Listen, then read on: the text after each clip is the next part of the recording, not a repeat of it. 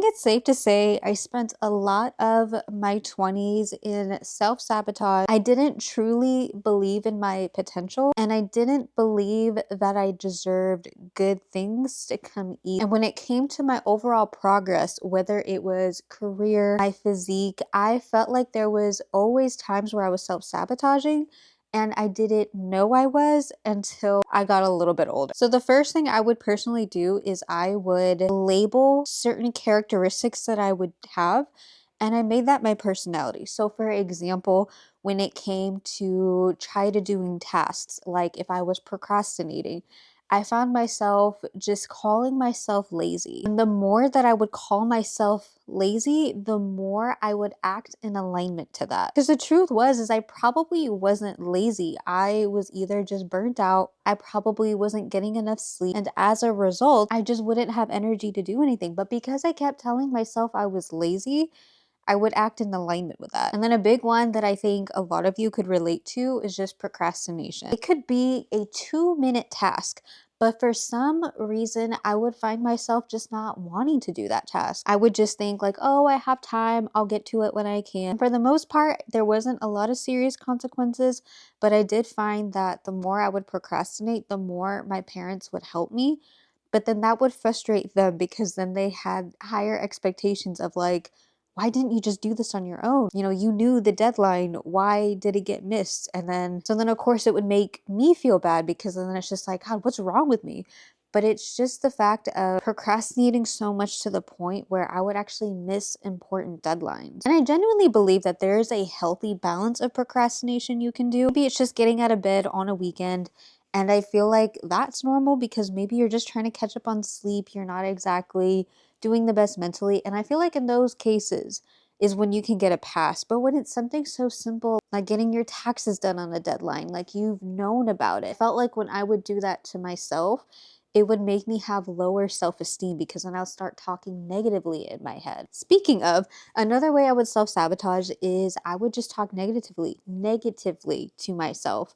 So this could stem just from your childhood, whether it's watching how your parents interacted, it could be how your parents talk to you. So then as a result, that communication style you end up taking with you, and that's how you end up talking to yourself.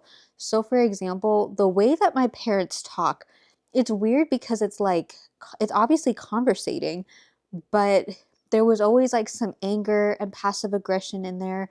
And just, I feel like at times there just wasn't enough communication. So the way that they would criticize each other, I felt like I then took that with me. So for example, when it came to like waking up late to go to work or to go to school at the time when I was in college, I would find myself just talking so harshly to myself because that was just the normal that I grew up with. I specifically remember too when I was growing up, my grandpa was scolding me over something. I honestly don't remember what it was, but I just remember him saying, "What is wrong with you? Like, what's wrong with you?" And I caught myself doing that so many times. Like, if I made a mistake, especially, or if it was something that I couldn't come back from, I found myself saying that to myself every now and then, like, what is wrong with you? Why can't you do this right? Why are, like, and it took me all of my 20s to realize that that was how I was talking to myself.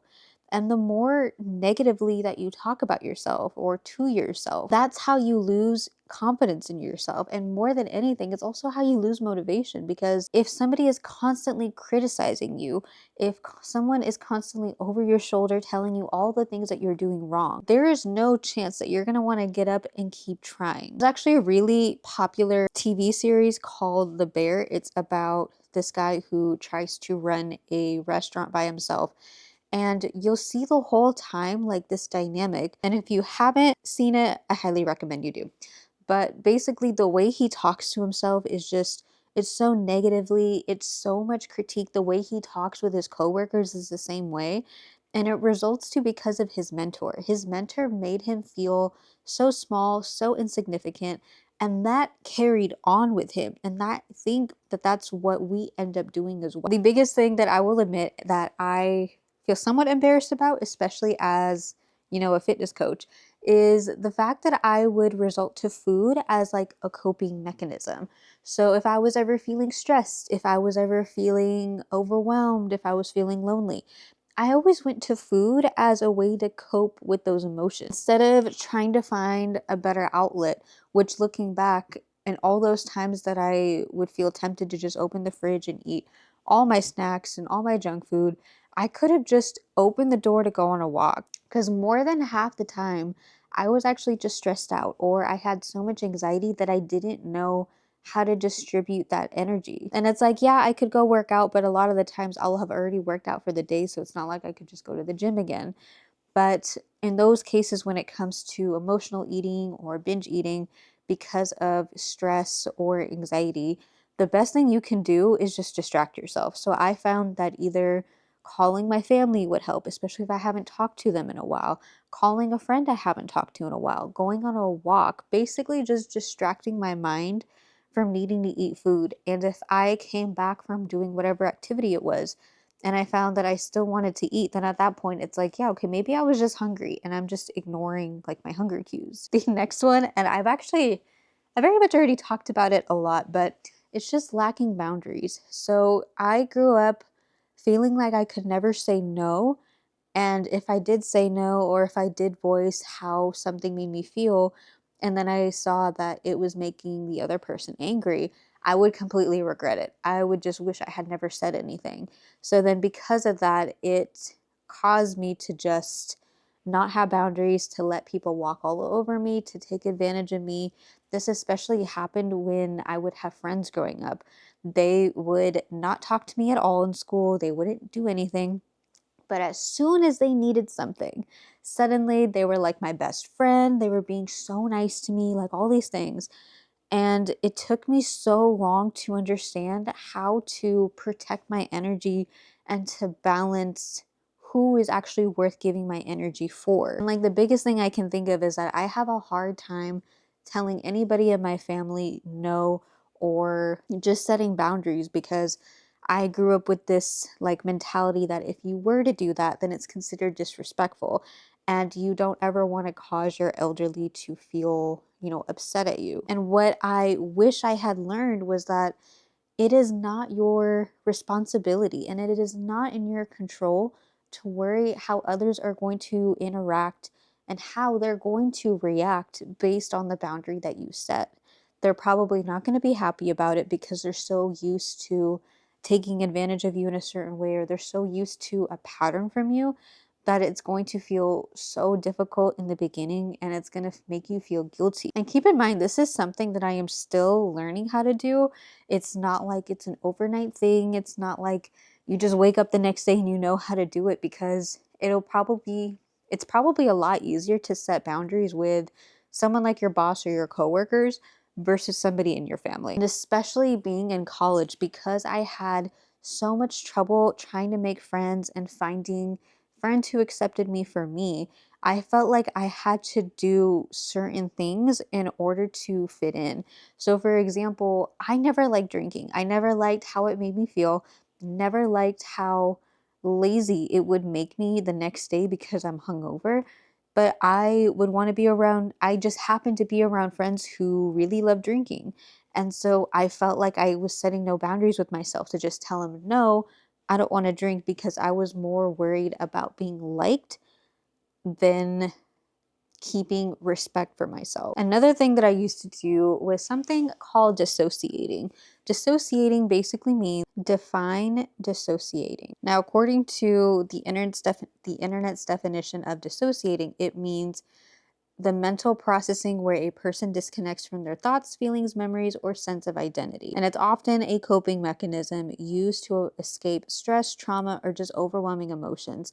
And this was something that I did a lot because I never understood how to really process my emotions, because what would end up happening was that I would feel, stressed out, especially when I came back from my awful 9 to 5 jobs. And what I would do as soon as I got home was I would just take my phone and just endlessly scroll on social media. Now, there's nothing wrong with doing it, because I feel like at the end of the day, everybody does this, right? But what I found that I kept doing was I would just scroll and I would feel so bitter at people who were doing better than me in life, or at least look like they were doing better than me, because I would see them so successful. I would see them traveling, having all this money, and they're the same age as me, or maybe they're younger. And I would just feel bitter about it all, be like, oh, they just got it because they're pretty, or she just got it because she has some big yitties. I felt like I could never be happy for other people. So then my default programming was just to dissociate. And honestly, if you're somebody who dissociates as well, the best thing that you can do is just understand how to process your own emotions. Now, this could look like journaling, because a lot of the times when you journal, there is no set of rules you have to do. There's something that's called brain dumping, and that's literally just dumping every single random thought that you have. It doesn't have to have any flow, it doesn't have to have any pattern. It's just whatever you're thinking or feeling, you just write that down. And then sometimes I would just read back to that, and then I would kind of slowly figure out what is actually the root cause of what I'm feeling. And a lot of the times for me, it was just stress. And when you are somebody who's constantly stressed out, the best thing you can do is just find a hobby. Find something that would help you de-wind. Now, for me, in my case, it was just the fact that I wanted to keep learning about content creation. I wanted to learn how to get more clients. So then by default, in order to help me escape the stress of my 9 to 5, I would then have to envision where I want to be 5 years from now, what that person knows, what that person is doing, because obviously that person who is making 6 figures 5 years from now from doing what I want to do, they're not sitting and scrolling on their phone. They're out there trying to read and learn and expand their knowledge. So dissociating was like a big thing for me. The next one was overcommitting. I found myself whenever my friends were making plans, even if it were people that I didn't actually care too much about, I just wanted to be a part of the group so I could feel included. But I found that I was just saying yes to everybody. Hey, do you want to go get drinks this weekend? Yes. Hey, you want to go on a hike in the morning? Yes. And I would just say yes, yes, yes. And then by the time would come, I realized that I said yes to too many things. And now the problem is I have like back-to-back events, so I could never actually be present in those moments.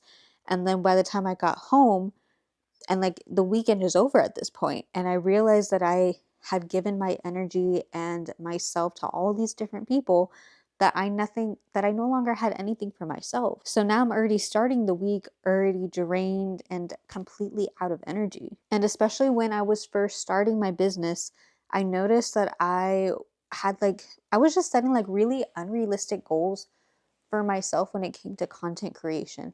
So that would look like I wanted to record 20 short form videos. 20 short form videos. So that meant I needed to script 20 different videos, needed to film it. And then also, what I like to do when I film is I like to edit most of the work that same day. So then it creates less work for the next day. So 20 videos, you could see that already that is a lot, but I was like, no, we're going to keep going from there too. And then on top of that, I'd be like, I need to meal prep, I need to get groceries, I need to do laundry. So I would try to fill my Saturdays with all these different things. And I found that I would just burn out, and then it would leave me feeling like a failure because it's like, I didn't accomplish anything that I wanted to. And then the last thing I feel like I already kind of like talked about a little bit, but just the overall fear of success. And I know this sounds kind of insane, but there are different seasons that you're in whenever you do something new. So when you're in school, you're only focused and used to doing one type of thing, and that's wake up, go to class, study, and the cycle continues. Now, once you're done with school, now you would have to find a job. And when you want to find a job, obviously you want to make as much money as possible. You want to find the best job to match your experience to go towards the career field that you want. But what ends up happening is that you're already so used to doing one type of thing that now doing this new thing, you end up finding jobs that you are actually overqualified for, but you're going to settle for less. Now, you could be settling for less just because the job market kind of sucks right now. Trust me, I know that. But back in the day, like, it was easier to pick jobs based on your experience, and you could argue your way and negotiate. But a lot of the times we don't feel the need to negotiate because we already feel like our level of contribution is already so low. So then you sell yourself short. However, in my case, I would see it all happening for other creators making money and, being a coach and making six figures and doing these incredible things with their business. So it's like I knew it could happen, but as soon as I wanted it for me, I found that I would learn all the things that I needed to do, but then I would hold myself back and not actually do it fully. So, for example, it was like YouTube, where I knew exactly how to start, I knew what to do, but I wasn't doing it. And it took me 3 years to finally get the courage to do that. When I had my first sales call with potential clients, I knew exactly what I needed to do, but I would purposely, like, okay, maybe not purposely, but I would unintentionally, but consciously do bad in the sales call and do things that I'm just used to doing instead of the advice I was getting.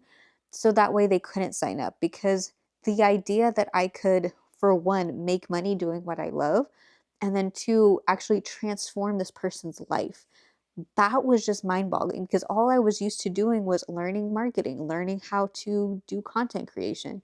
I was so stuck in already doing certain things that to do this next level, I was like, who am I to deserve that? What makes me special to have that? Because the fact of the matter is that new seasons of life comes with more responsibility, it comes with pressure, but more than anything, it's change. And our minds don't like change. No matter what type of person you are and you love going with the flow and all that, our minds don't like change because it's considered unsafe, because it's unfamiliar. So therefore, you're not going to want to do it, and you're going to have some hesitations, and then it's going to take some time to step into these new responsibilities. I actually have an example with one of my clients right now. She was really hesitant to sign up because she knew all the things that she needed to do. She knew what was missing. But when it came to actually taking action to do it, suddenly she was like, yeah, I don't know if it's for me. I don't think I have time. Because you know how close and possible it is for you, it almost ends up making you feel scared, because in order to do the things that you never had, you have to do things that you never did before. And I think that's the part that's most scary to people. And honestly, it's for good reason, because we were never taught how to get out of our comfort zone. It was to follow what everybody else was doing. So those are basically all the things that I felt like I was doing to self-sabotage, to prevent myself from doing better in my life. The best advice I have for anybody who is going through this, just know you're probably either A, gonna watch this and feel inspired to want to take change, or B, you feel angry because you know this is you, but you're not ready to take that type of change. And honestly, that's okay, because when I was in my early 20s, I was exactly like that. I would just listen to things like this and be like, BS, I don't really care. Like, just very young and naive, thinking that, like, oh, I'll figure it out. It's not that big of a deal. But it will take time. And I think there's going to be certain instances in your life where it's going to come to light, where you're going to have to face this type of truth, and it's going to have to force you to grow, whether you want to or not. But anyways, I hope this video helped, and if it did, let me know in the comments. Would love to know your thoughts. If you haven't already, make sure you subscribed, and I will see you next time.